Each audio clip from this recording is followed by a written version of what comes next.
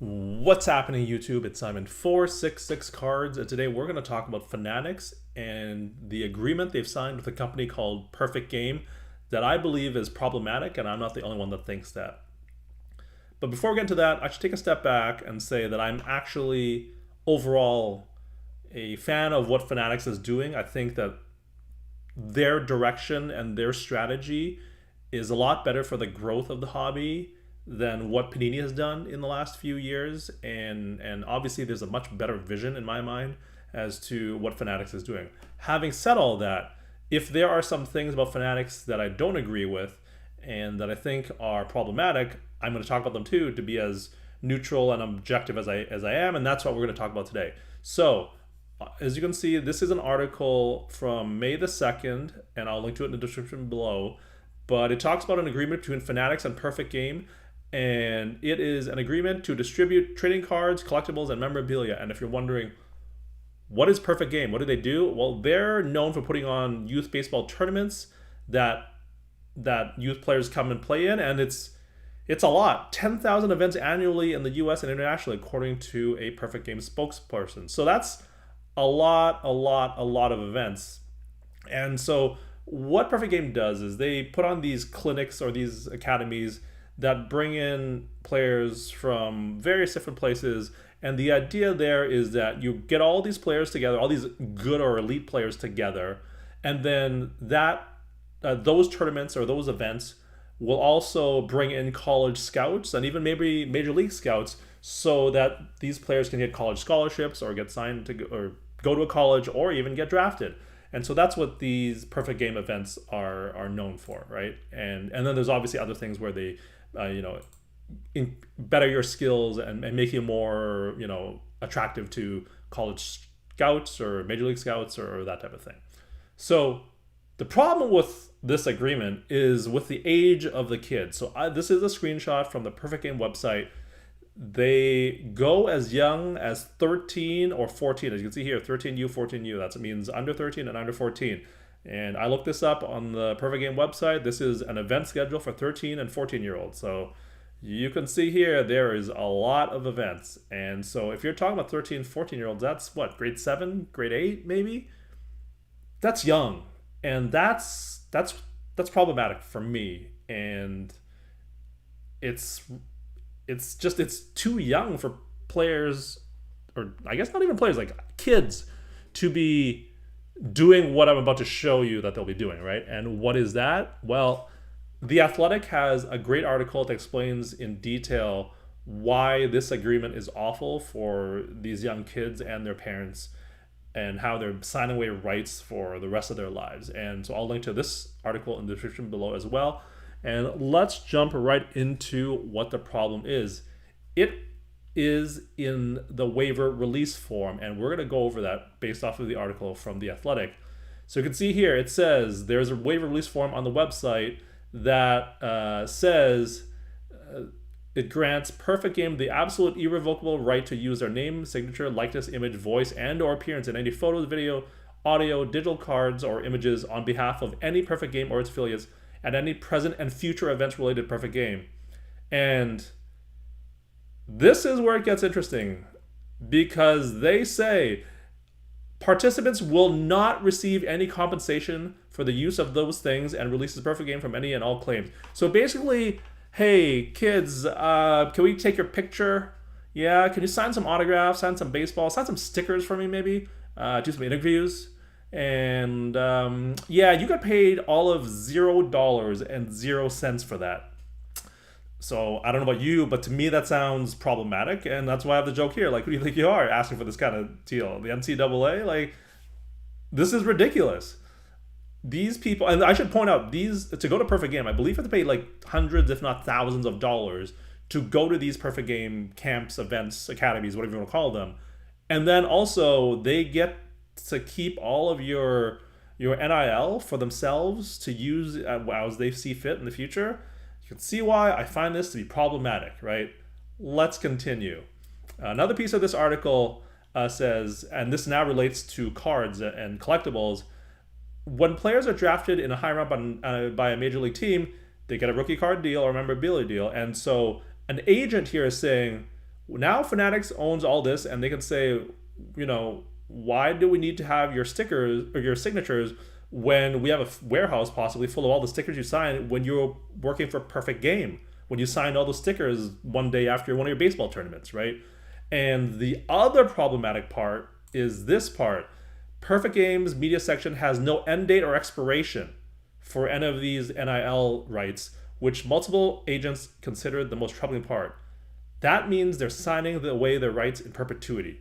Forever. Perfect Game owns your NIL for the things that you've done for them forever. So if you signed or took some pictures when you were a 13-year-old, a 12-year-old, a 14-year-old, when let's say you're 25 and a huge star in the major leagues now, Perfect Game can still take that stuff out and be like, hey, I have cards, I have signatures of little Billy when he was a 13-year-old, and now we're going to sell them on our website.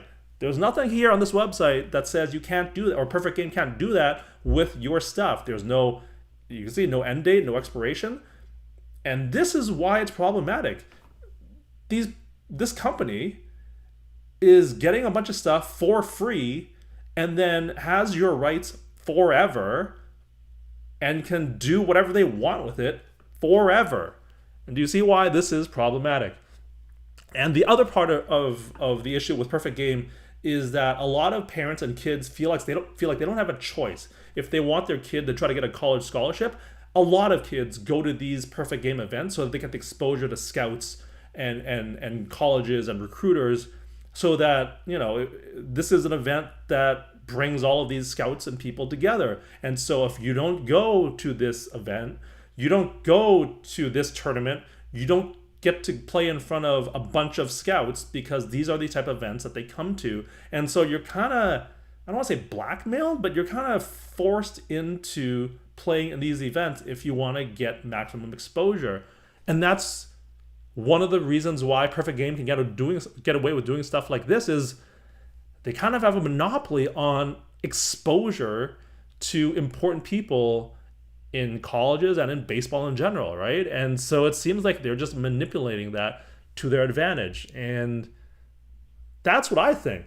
But let's see what some player agents think.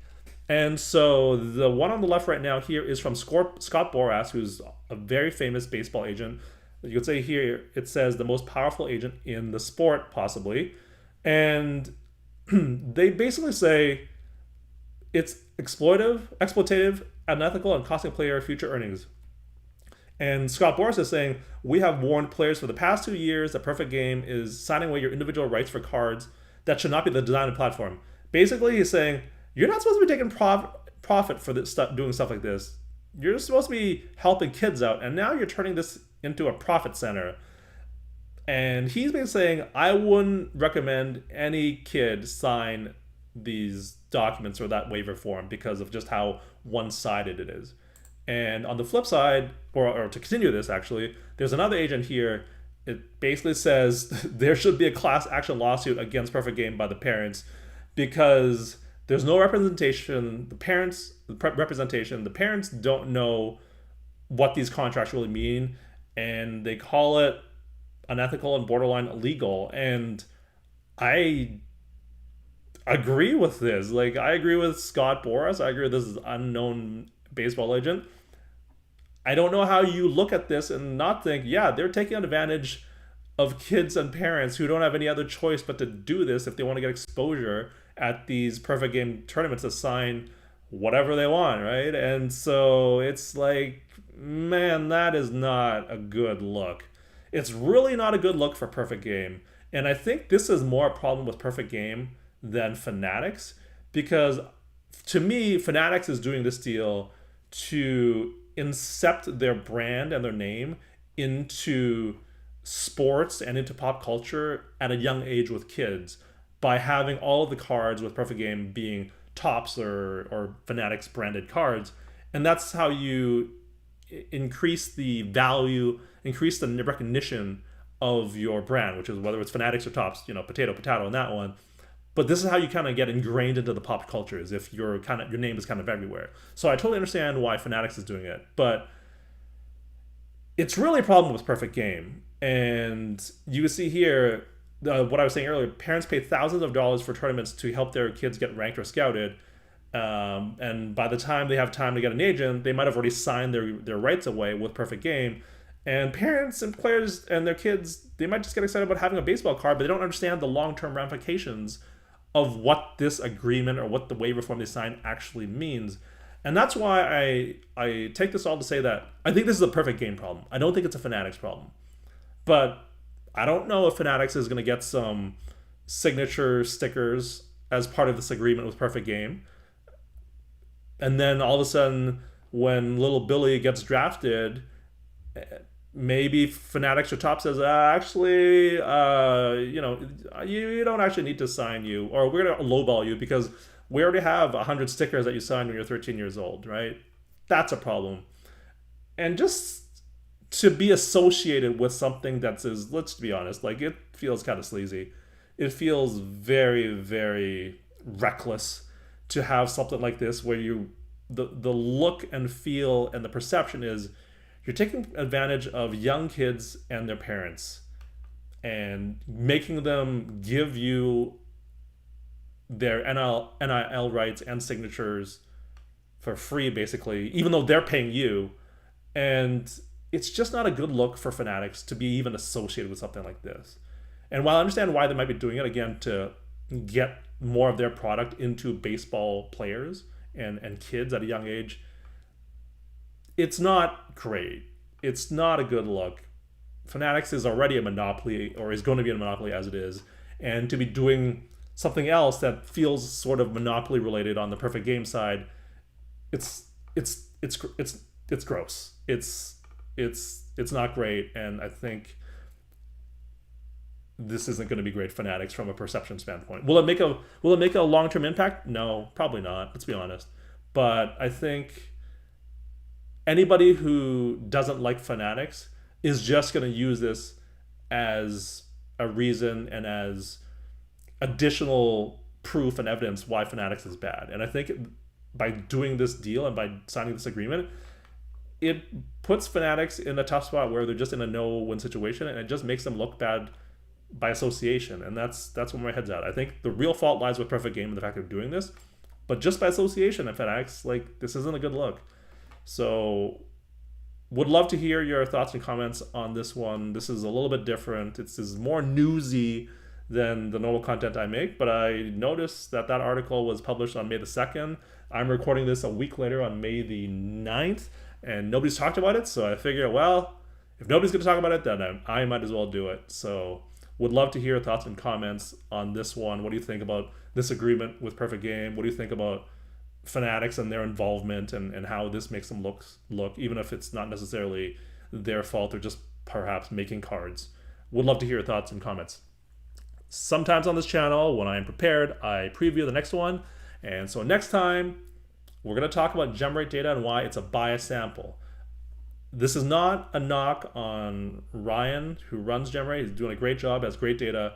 This is more about understanding how data works and why we need to be careful about the conclusions that we draw when looking at data if we don't have the full context of how that data is structured, and why data might not necessarily be equal across different graders or across different things. So we'll talk more about that next time.